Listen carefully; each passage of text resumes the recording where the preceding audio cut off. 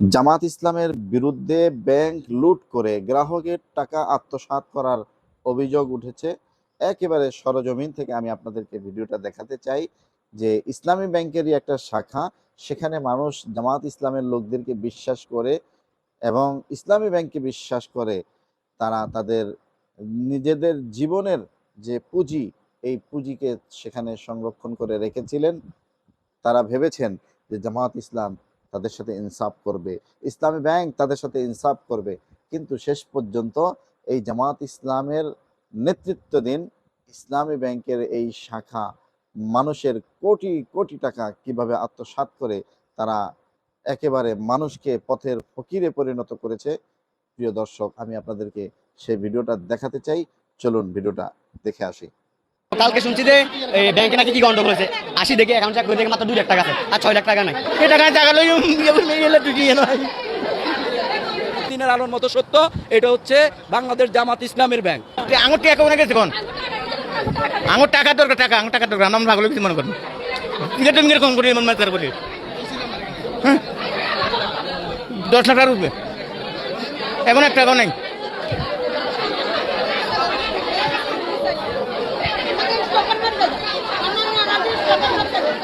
এই টাকা লই গেলে তুই নয়। এগুলো ছেলে বাইরে তুমি এই টাকা ওমান থেকে ওমান টাকা।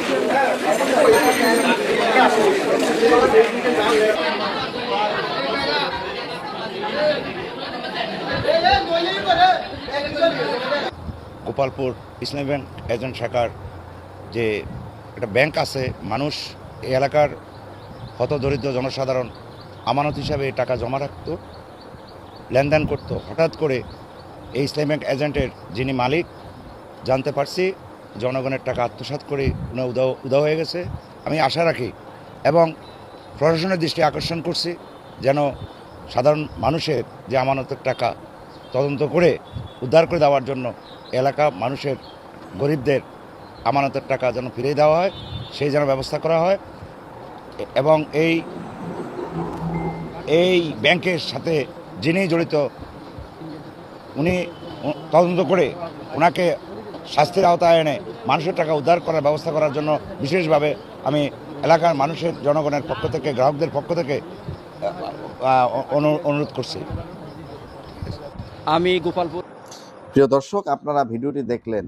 এই যদি হয় একটা ইসলামিক দলের পরিচালিত পর্ষদ ধারা যে ইসলামী ব্যাংক, এই ইসলামী ব্যাংকের এই অবস্থা, জনগণের টাকা লুটে পুটে খেয়ে জনগণকে পথে বসিয়ে দেওয়া, এটাই যদি হয় তাদের অবস্থা, বিরোধী দল হওয়ার পরে যদি তাদের এই অবস্থা তারা করতে পারে, তাহলে তারা যদি সরকার গঠন করত, সরকার হতো, তাহলে আমার তো মনে হয় এই দেশটাকে একেবারে বিক্রি করে দিত আমেরিকার কাছে। প্রিয় দর্শকবৃন্দ, এরা অনেক বড় বড় কথা বলে থাকেন। এরা দেখেছি এর আগে অমুককে তমুককে বিভিন্ন হুমকি ধামকি দিয়ে কথা বলেছেন। কোথায় গেল আপনাদের সেই হুমকি ধামকি? মনে আছে আপনাদের সেই এহসানের কথা? আপনারা ইতিমধ্যে যারা সোশ্যাল মিডিয়ায় অ্যাক্টিভ থাকেন ভাই, আপনারা দেখেছেন যে হাফিজুর রহমান সিদ্দিকীকে একটা মাহফিলে নেওয়া হয়েছে। সেই মাহফিলে নিয়ে এহসানের ভালো ভালো কিছু কথা তাকে বলা হয়েছে যে এহসান নামক এমন একটা প্রতিষ্ঠান করেছি, এটা সাধারণ মানুষের এই সেবায় কাজ করবে। হাফিজুর রহমান সিদ্দিকী সাহেব সরল মনে সেই এহসানের কথা চিন্তা করলেন, যেভাবে তারা উপস্থাপন করেছেন এটা তো ভালো ভালো সুন্দর, এটা যদি করতে পারে তাহলে তো এরা ভালো, মানে মানুষ ভালো কিছু পাবে। হাফিজুর রহমান সিদ্দিকী সেই ভালো দিকটা চিন্তা করে মানুষকে এহসানের ভিতরে ডিপোজিট করার কথা বলেছেন। সেই এহসান যখন মানুষের টাকা নিয়ে ছিনিমিনি খেললো, তখন এই চরমোনাইয়ের উপরে ঢালাওভাবে জামাত শিবিরের ভাইয়েরা যেভাবে দোষ চাপিয়েছিলেন, ভুলে গেছেন আপনারা সেই দিনের কথা? ইতিহাস ভুলে গেছেন আপনারা? আমরা কিন্তু ইতিহাস ভুলে যাই নাই ভাই। উপরের দিকে থুতু মারবেন তো একটু চিন্তা ভাবনা করে মারার দরকার, কারণ থুতু উপরে মারলে মানুষের গায়ে পড়ার চাইতে নিজের গায়ে পড়ার সম্ভাবনাটাই বেশি থাকে। এই জিনিসটা চিন্তা ভাবনা করেই আপনাদেরকে অতীতে কথা বলার দরকার ছিল, এবং বর্তমানেও যারা লাফালাফি করেন আপনাদের চিন্তা ভাবনা করে কথা বলার দরকার। কারণ সারা বাংলাদেশে যেই হারে আপনারা অপকর্ম করা শুরু করে দিয়েছেন, তাতে করে সামনে আপনাদের মানে এই ঘোড়ার রেস আসলে কোন দিকে দৌড়ায় সেটা আমরা আপনাদের ব্যাপারে খুবই সন্দিহান। এই জন্য ইসলামী ব্যাংক নামক এই সমস্ত এই যে প্রতারণার ফাঁদ আপনারা খুলে বসেছেন জামাত ইসলাম এর ভাইয়েরা, আপনারা এগুলো বন্ধ করেন ভাই, এগুলো বন্ধ করেন। নামের পিছনে ইসলাম লাগাইয়া অন্য অন্য ইসলামিক দল যারা আছে তাদেরকেও বিষ্ঠা মাইরা দিতেছেন আপনারা।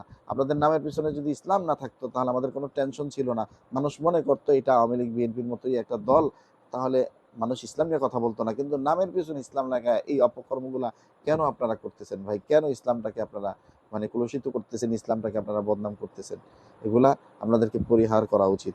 প্রিয় দর্শকবৃন্দ, ভিডিওটা শেয়ার করে দিবেন এই আমাদের জামাত ইসলামের ভাইদের ইনসাফ প্রতিষ্ঠার নমুনাগুলা মানুষের সামনে একটু প্রচার করে দিবেন।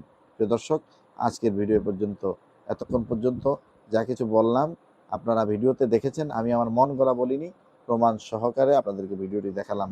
এই ভিডিও সম্পর্কে আপনাদের গুরুত্বপূর্ণ মতামত কমেন্ট বক্সে লিখবেন এবং ভিডিওটি শেয়ার করে দিবেন।